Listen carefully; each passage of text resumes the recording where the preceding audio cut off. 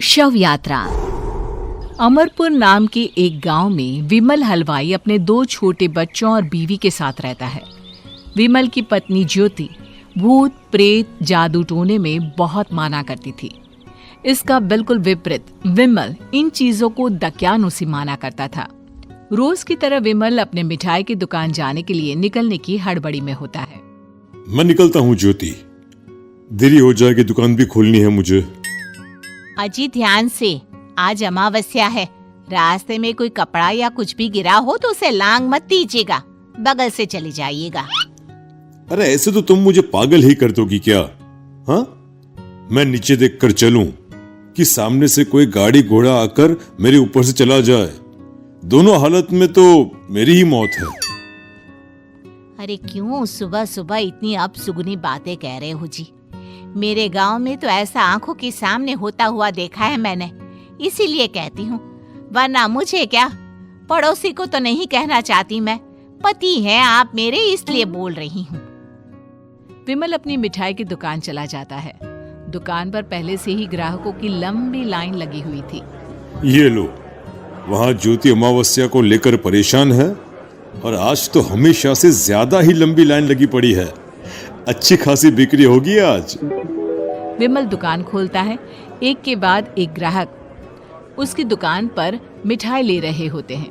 तभी गांव की एक बूढ़ी औरत विमल से कहती है, जिस तेजी से बिक्री हो रही है, कहीं किसी की नजर ना लग जाए, नींबू मिर्ची टांग ले। अरे क्या चाची, तुम भी ये सब नजर बजर कुछ नहीं होता है। कैसे लोग हैं मेरे आसपास। अपनी दुकान से शाम को विमल हंसते कूदते वापस घर आता है। हाँ, आज तो अच्छी खासी बिक्री हुई है। एक महीने में जितनी बिक्री होती है, एक ही दिन में आज उतने पैसे कमा लिए मैंने। ये तो बहुत अच्छा हुआ जी, आज ही घर की नजर उतारी है मैंने। बिक्री तो अच्छी होनी ही थी। अच्छा, तुम खाना लगा दो, सारा माल बिक चुका है। मुझे शहर जाना होगा, कुछ चीजों की जरूरत पड़ेगी। रात भर मिठाई बनाऊंगा, तब जाकर कल सुबह दुकान खोल पाऊंगा। खाना खाकर विमल शहर जाने के लिए निकल पड़ता है। सुनिए जी, ध्यान से जाइएगा। चौरस्ते पर किसी जादू टोने की चीज पर पैर मत रख दीजिएगा। हे भगवान, हद हो गई ज्योति, ये तो मैं जा रहा हूं। विमल गुस्से से शहर जाने निकल पड़ता है। रात का काला घना अंधेरा, चांद की एक भी किरण ना होने के कारण अंधेरे में कुछ भी देख पाना मुश्किल था। जंगल के बीच के एक अधकच्चे रास्ते से विमल जा रहा होता है। चारों तरफ गुफ अंधेरा और सन्नाटा सुनाई दे रहा था, और सुनाई दे रही थी विमल के पैर के नीचे आ रहे सूखे पत्तों की आवाजें। तभी अचानक दूर से उसे कुछ आवाजें सुनाई देती है। अरे, ये इतनी रात को जंगल के रास्ते कौन जा रहा है? शायद कोई टोली होगी। राम नाम सत्य है, राम नाम सत्य है, राम नाम सत्य है, राम नाम सत्य है। धीरे धीरे आवाज कुछ कुछ सुनाई पड़ती है। आवाज धीरे धीरे और नजदीक आती सी लगती है।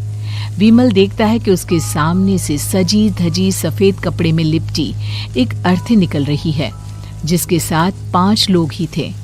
4 आदमियों ने उसे कंधा दिया हुआ था। एक मटका लिए आगे आगे बढ़ रहा था। विमल के बिल्कुल सामने आकर अर्थी रुक जाती है।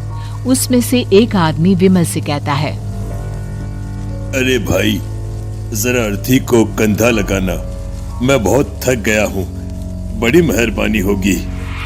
हाँ भाई, कंधा तो मैं लगा दूं, पर रात को 12 बजे ये शव यात्रा, इस समय कौन अर्थी ले जाता है? तभी विमल को ऐसा लगता है कि शव में से आवाज आई, ये आवाज। मजबूरी है भाई, आप कंधा दीजिए, मैं रास्ते में सब बताता हूँ आपको।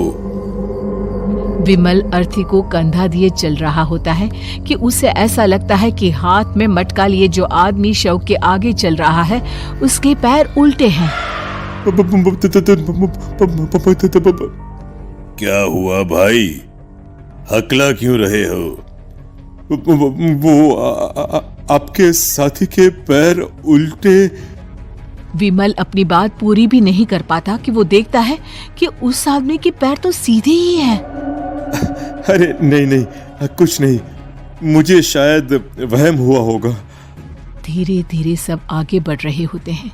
तब विमल को अचानक लगता है मटके में से एक हाथ बाहर आ रहा है। विमल घबरा जाता है। इसके पहले वो कुछ बोल पाता, कल्लू कहता है, मेरा नाम कल्लू है। हम 6 दोस्त थे, जिसमें से एक को तो तुम सोया हुआ देख रहे हो। इतनी पक्की दोस्ती थी कि जैसे हम सब सगे भाई हैं। पर किस्मत का कोई क्या कर सकता है। आज से 4 साल पहले एक नदी में हम सब नहाने गए थे, जिसमें डूबकर राजेश की मौत हो गई। किसी मजबूरी के कारण हमें उसकी अर्थी को रात को ही शमशान घाट ले जाना पड़ा। हम 5 उसे ले जा रहे थे। 4 साल पहले आप 5 में मैं कुछ समझा नहीं। मंकू अपनी गर्दन पीछे घुमाकर अपनी आंखें बड़ी बड़ी कर बीमल से कहता है, अरे भाई, पूरी कहानी खत्म होने दो, फिर बीच में बोल लेना, ठीक है? तभी रास्ते में एक हादसे में अपने दोस्त के साथ हम सभी मर गए। वो सामने देखो, हमारा दोस्त। बीमल सामने देखता है। उसे दिखता है कि एक ऐसा आदमी जिसका शरीर कई जन्मों से पानी के अंदर रहने के कारण सफेद पड़ गया है। उसकी आंखें बाहर की ओर निकली हुई थी। फिर ये अर्थी किसकी है?